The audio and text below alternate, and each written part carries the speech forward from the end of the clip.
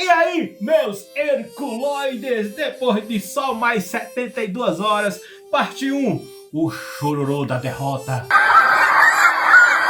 Prisão em flagrante do ministro Alexandre de Moraes. Foi confirmada a fraude! Foi confirmada a fraude! É isso aí! Confirmada a fraude, viu? Ficamos sabendo agora que o presidente da República, Jair Messias Bolsonaro, resolveu agir. E a partir de agora, o Brasil está em estado de sítio.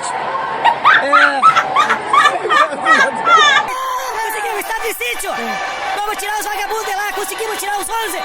72 horas pro exército tomar conta. Se nós precisar ficar além das 72, travou. Um comunicado de última hora, com provas de fraude eleitoral em mãos pela Auditoria do Exército, STM, dá ao ministro Alexandre de Moraes 72 horas para explicar. Depois de só mais 72 horas, parte 2, Elon Musk e o Twitter vão salvar o Brasil.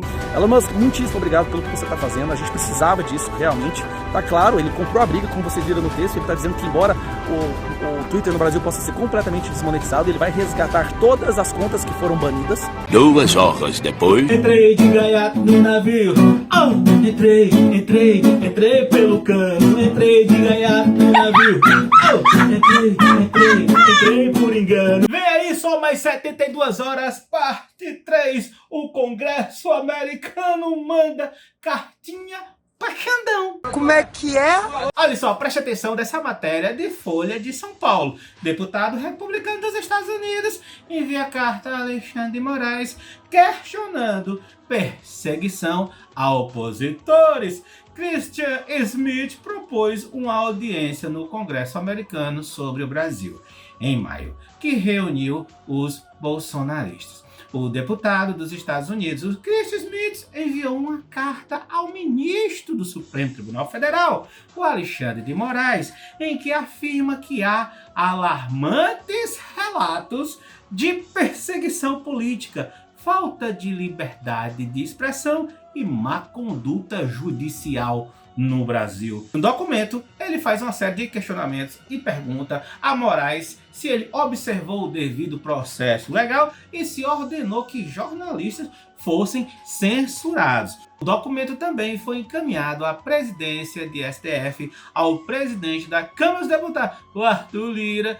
ao presidente do Senado, o Pacheco, e ao presidente do Tribunal Superior Eleitoral, a Carmen Lúcia. Apoiador do ex-presidente Donald Trump e alinhado no Brasil aqui com o apoiador de Bolsonaro, o Smith propôs e conduziu uma audiência no Congresso americano sobre o Brasil no mês passado. Mas aí você deve estar pensando, tá, Jota, e agora? Que impacto isso vai ter na vida de Alexandre de Moraes? Porcaria nenhuma!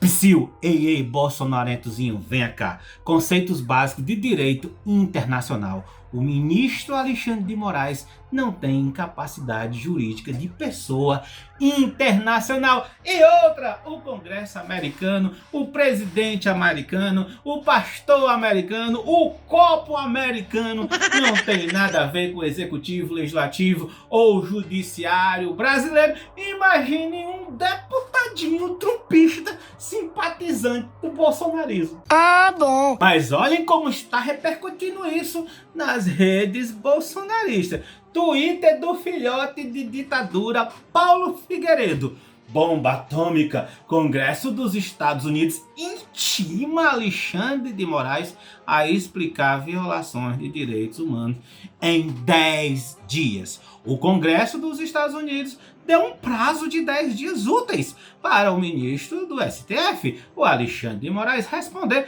questionamentos sobre supostas violações de direitos humanos no Brasil. A intimação foi feita por meio de encontrei uma carta numa velha garra, enviada pelo congressista Christopher H. Smith, presidente da Subcomissão da Saúde Global, Direitos Humanos Global e das organizações internacionais. O caba não é pouca merda não, viu? Caba é muita bom. Ó, Na carta, Smith solicita esclarecimentos sobre uma série de questões, incluindo censura prévia, restrições a jornalistas e mídia, perseguição a parlamentares e possíveis violação do devido processo legal. O congressista também questiona se houve ações contra indivíduo ou imprensa fora da jurisdição brasileira, especialmente nos Estados Unidos. Você disse é tudo burrice. Olha, Alexandre de Moraes, ele vai ler essa carta morrendo de rir. Mas como diz aqui no Ceará, ele vai estar dando gaitada mesmo. 10 dias e depois de 10 dias. Vamos fazer o quê? Esperar mais 10 dias? 72 horas. E mais 72. E mais 72. Mas nas redes bolsonaristas tá como se fosse uma nova prisão fake de Alexandre de Moraes. Daqui a pouco vão estar comemorando, emocionados.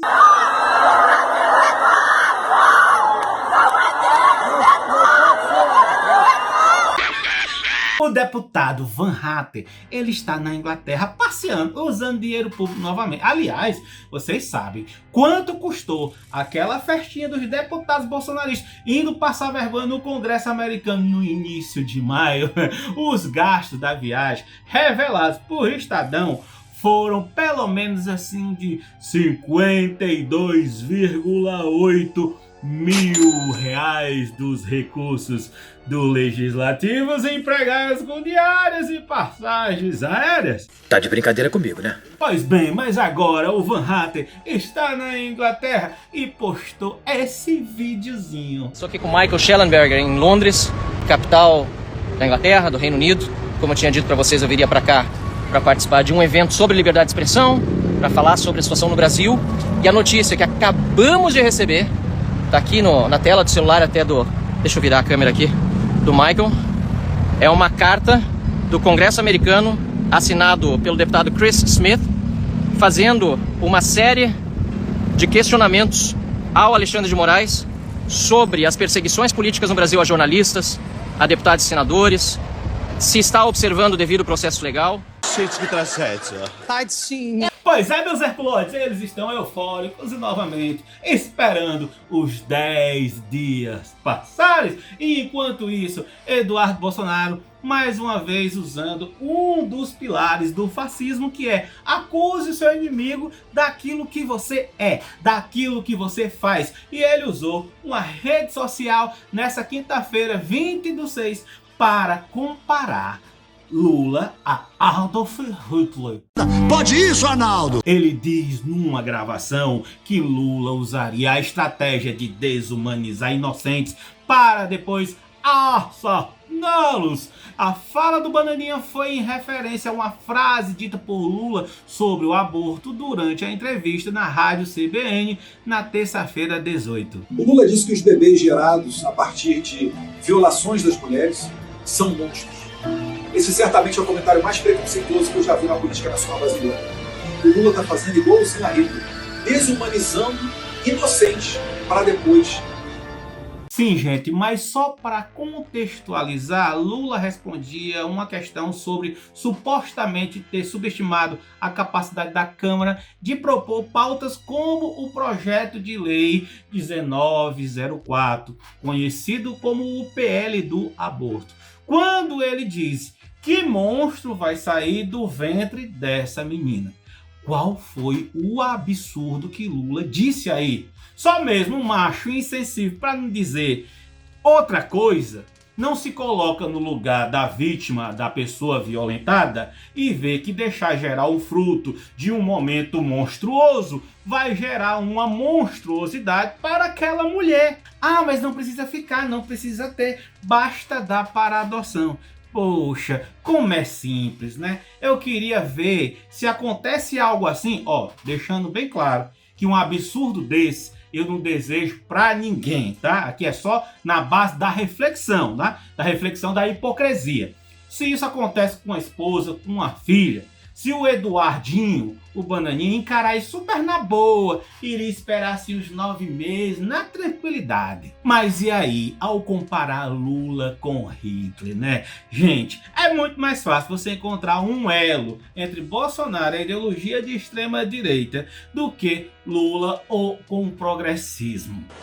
Os vencedores em batalhas impõem as suas vontades. E o Hitler queria impor sua vontade. Lógico, hoje em dia não admitiria. Naquela época era outra história.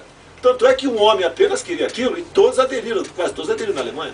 Mas há algo de admirável no Hitler, professor. Profissionalmente, ele foi um grande estrategista. Quando você tem um general aqui no Brasil, em qualquer exército do mundo, aquele general tem que estar pronto para aniquilar outro país, destruir outro país. Olha só, viu? Elogiando o Hitler. Mas tem muito mais, tem muito mais. E não é só um elo com Hitler, não. Tem também com Mussolini. Vamos começar pelo lema principal: Deus, Pátria e Família. Significa que há um só Deus, uma única pátria e uma só família. E esse é um slogan amplamente usado por Mussolini durante 20 anos de fascismo. A frase é uma versão ampliada do slogan do movimento fascista da Ação Integralista Brasileira, criado na década de 1930 pelo jornalista Plínio Salgado. E lembrando também que o slogan Brasil acima de tudo vem da frase da campanha nazista. A frase era Alemanha acima de tudo. Então já começamos por aqui, bem amostradinha. Agora vamos para as coincidências. Em 1998, o então deputado Bolsonaro defende Hitler como figura histórica na tentativa de autorizar que alunos do Colégio Militar de Porto Alegre exaltasse o líder em uma redação de vestibular.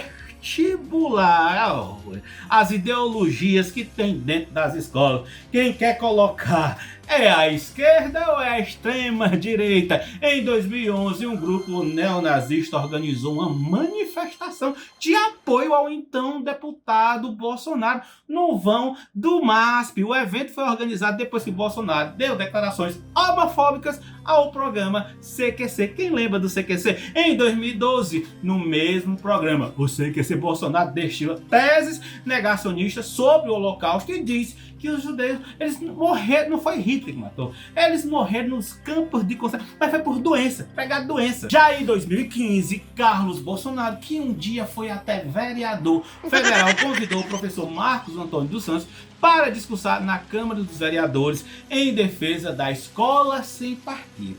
É assim, a escola é sem partido, mas tem que ter lá a extrema direita como ideologia. Pois bem, a escola sem partido, que é um movimento que estabelece regras sobre o que pode ou não pode ser dito em sala de aula pelos professores, o Marcos Antônio dos Santos apareceu na Câmara vestido como Hitler, usando aquele bigodinho característico, o corte de cabelo semelhante e um terno cheio de broches militares. Em 2016, o internauta resgatou uma foto de Bolsonaro ao lado desses santos. Na época, ambos eram do mesmo partido, que era o Social Cristão. Em 2019, já o presidente Bolsonaro discursou sobre sua ida ao Museu do Holocausto diante da audiência evangélica e ele disse: fui mais uma vez ao Museu do Holocausto.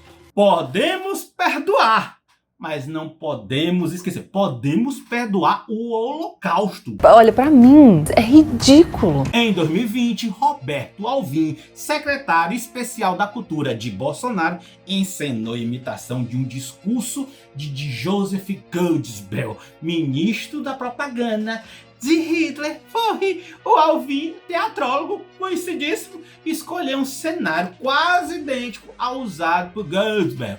Cortou o cabelo igual e usou as mesmas paletas de cores do cenário. Alvim disse até as falas com o mesmo tom de voz.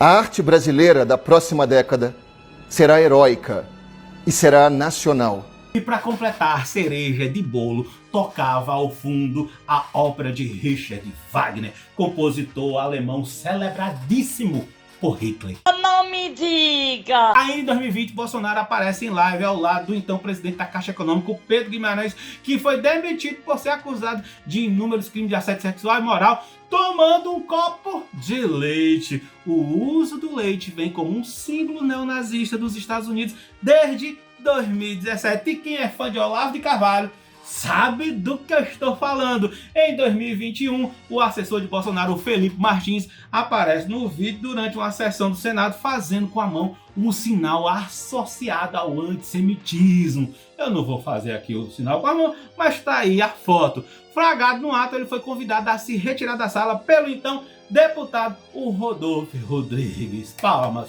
Martins está o quê? Preso sob a acusação de ter participado da tentativa de golpe de Estado. Chupa que a cana é doce, meu filho. E agora, só para terminar, se você assistiu esse vídeo até aqui, curte ele, se inscreve se você gosta desse tipo de conteúdo assim, mais leve, mas falando de política, história e contexto geopolítico. Seja bem-vindo ao nosso canal. Bem, em 2021, Bolsonaro confraterniza com a Beatriz von Stott, que é vice-presidente do partido neonazista alemão. Trata de uma figura tão radioativa que ela é evitada pelos líderes democráticos de todo o mundo. Agora eu pergunto para você, Eduardinho Bolsonaro, tá bom ou quer mais?